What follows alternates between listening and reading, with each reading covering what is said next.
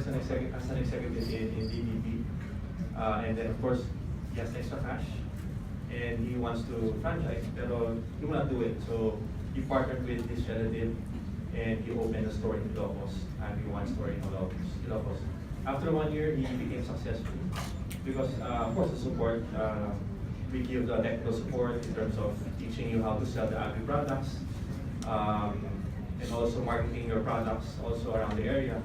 And also like what Audrey said, yeah, marketing your products in your local area. And I think for him, he really did that. Aside from investing in the store and finding the right partner to help him manage his franchise store, because he's working in DBP, parang kayo din, no? Singapore, and if you will open in the Philippines, he was able to market his product around the area. So right now, he opened another store with us. For the second store, he absorbed one of our company-owned store, so we also do that.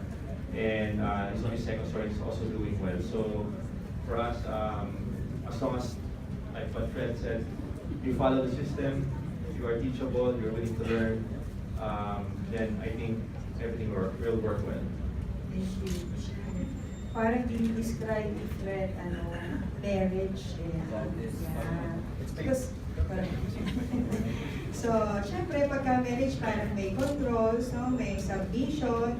Because actually, what you're buying is the success story. So, that's why I told earlier, if there's no success story, then it's very risky to franchise. So, the reason why you have to follow the operational guidelines, the manual, is because you want to replicate the success. One of the franchisees that come on top of my mind is actually he is a franchise consultant. So syempre kung franchise consultant, he knows already a lot of things about franchising. And I was only starting the franchise company by that time. But everything started because he had he had the Orispa medication bulb, and he brought it to his trip from Bohol, I think, to Iloilo, and he had the seasickness. So he had the product used, and then bought some products, gave it to the friends, etc. And then finally they opened one store in Cebu, and they grew from one outlet to 6 branches right now. But what we do, every quarter we assess so that they will be ready to open up again another one. Kasi the target is to have a multi-unit owned franchisee. But of course, in terms of the other fees, it lowers down, no? Like sa amin, syempre you have to give discount kasi ilang beses man siya pinakasalan di ba? So, you really have to find someone that is suitable for you, not just the brand, but also the person who will man your business in behalf of what you founded, or kayo naman in behalf of what you believe, something that is founded in behalf of what you believe in. Kasi for the next 3 years at the least, you will have a relationship with this person or with this company or with the operations team. So, Thank you. Aubrey will share with us some stories, maybe one of the clients that we have in U Franchise. So U Franchise has a lot of brands. I'll share with you one success story in the Philippines since it's more relevant. So when I heard the question about a success story, I started asking them what are their success stories, and there were 2, but I think I only share one. So one of anybody here a call center agent? Nobody? Okay.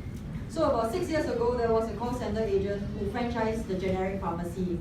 He started off with 1 unit, quit his job in Singapore and went back to Philippines. Within 6 years, he opened 55 stores. Because of the support from the franchisor was so strong, he followed the system well, he was able to open up 55 stores. That's great. Okay, so I hope you were able to get a lot of insights, and that brings you closer to your decision whether you will be entrepreneurs or franchisees, right? Okay, so would you like to, we still have time, would you like to have, anybody who has questions can just, yeah? Three questions. Please ask. Please stand up. The mic is here.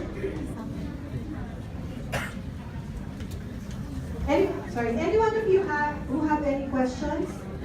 Yes, sir.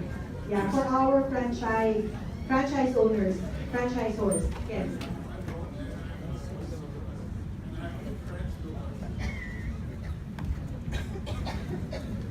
Hi, I'm Ron. I have two colleagues, Singaporeans, and after trying out potato corner in Cebu, oh, by the way, AirAsia has direct flight Singapore, Cebu, Singapore.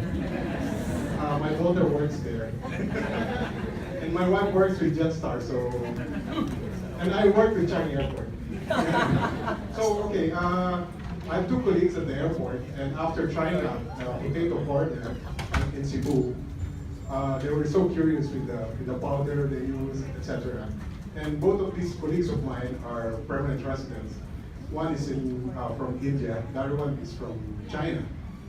And after trying out, they want to open their first, if potato corner is not there, they want to try it out. Will it be so, because in the Philippines I heard it's less than 500,000, it's at least 350,000 for a simple franchise store. Will it be more expensive since they're foreigners and they want to try it out and bring it to their own country, or even in Singapore? If like myself, my daughter, it's her favorite while we were in the Philippines. So, and it's palaparito, and a lot of French fries are just liquid cheese and other stuff. So. Yeah, thank you for that. Actually, I've talked to Joma, who is the CEO of Potato Corner, and they really wanted to bring Potato Corner here in Singapore.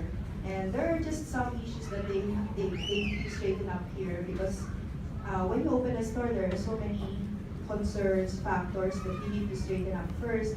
Especially, here in Singapore, it's really more of manpower. More than the location, very expensive to hire also people. But if you're asking if it's going to be more expensive to get a franchise outside the country, it depends. It depends on the destination. But of course, it differs, no? If you open the store in the Philippines. But the company naman, they're so nice to talk with. And I think you can get a good negotiation. Siyempre, PFA member, sila, Potato Corner. So if you have inquiries, we can actually get your email, and the Philippine Franchise Association Secretariat can reach you to talk to Potato Corner management. Thank you. Oh, by the way, because first we were trying out the Maxes, but we know it's really expensive. But according to Robert Trott, they're trying to look for a place here in Singapore. So I guess there are some franchises already doing it. So I guess we'll stick to Potato Corner first. Thank you. Yeah, but sometimes, the impressions are different from reality. So once you set sights on it, you just try. If you get a decline, then so be it, di ba? Kasi sometimes, because iniisip mo, ang lalaking brands nito, baka, I cannot afford it. But trust me, we are franchisors here. As long as we can get the brand out, we can export the brand, we are so negotiable. Thank you, guys. Ron? Yes, let me just add, like what Cheryl said, flexibility, we were presenting about adaptability, flexibility. Franchisors are flexible. But franchises should also be flexible. Let's say, for example, masyadong mahal this brand. You know what? Consolidate with other OFWs or friends or families. It doesn't matter if kung mahal siya, but if you try to pull in the resources of 3, 4, 5, 6 people, believe me, it's smaller than putting up one. I agree. Actually, we're thinking of crowdfunding. Yeah. Kasi yung Jollibee, there are 4 branches here, and it's all doing good so far. Yeah. And that's why, good tip. Thanks.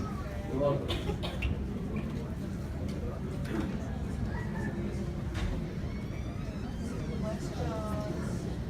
Next question.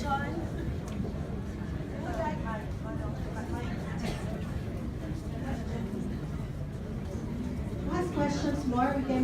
We can accept 2 more questions. Yeah, over there. Yes, sir.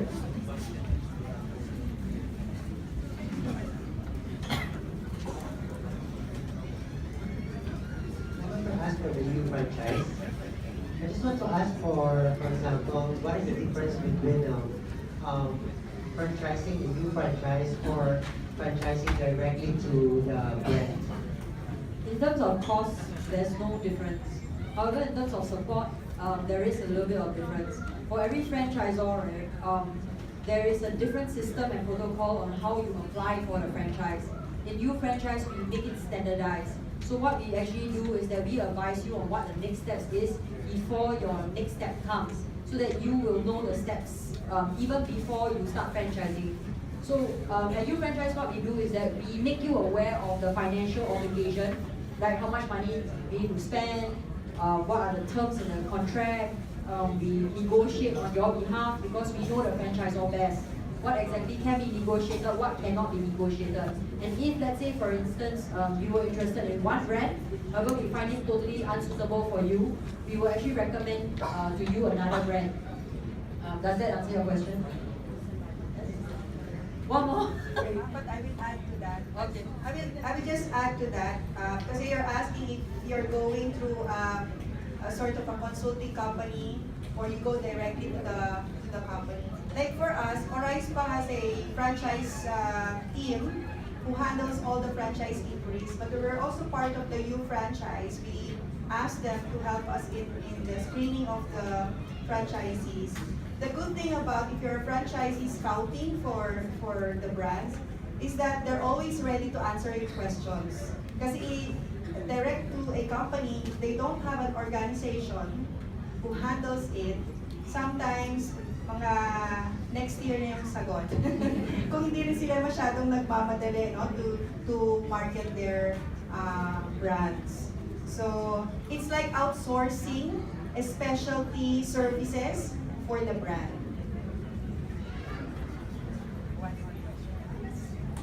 You got your answer? The question is there a separate fee? I think Audrey mentioned earlier that there is no separate fee. There is no difference in the cost, whether you go through you franchise or through directly to the franchise. Okay, we have the last question. Last question. While our experts are here. Yes, sir, our last question. Good afternoon po. So, pag question ko po is yung sabi nyo kanina pag namimili kayo dapat may sarili sa store. May rule of thumb ba na ilang store ba dapat ang pagmamayari niya before you can select na okay na company? And then, another question, sir, about, you mentioned about crowdfunding. Yung crowdfunding po ba, are you saying that there are several individuals or this several individual has to open ang sa DTI para maging isang company? Ideally, when you franchise a brand, or when you are franchising a brand, you have to have your own company owned no? At least 3. Yun yung rule of thumb, the numbers. But now it's changing kasi with different concepts, no? But that is kumbaga by the book franchising advices. But I take it like if you have already have a company owned and make it successful, then you replicate it second time, then you replicate it third time, then at least you're savvy already that it's going to fly, even if someone will manage the operations on the ground. Kasi how can you sell something that you haven't, succeeded yet, or show success yet? Well, we mentioned about, you were asking about crowdfunding, no? Kasi karamihan ng franchise stores, let's say for example, on our part, we sometimes go into partnership. So let's say for example, we own X percentage of the company, of the outlet. Yung iba naman, yes, there are a group of individuals that pull in the resources, then we help them manage it. In fact, we are still partners of that outlet. Say, for example, 3 individuals, and we find that, oh, these individuals are dynamic. We know for a fact that they will, run the outlet well. We even invest on that outlet. So it would really depend, pare, kung it would depend on the series of checklists that the franchise applicant goes through. So minsan 50-50, minsan 60-40, depende. Depende sa situation. But yes, it's about being flexible as in the part of the franchise. Okay, thank you very much. Thank you.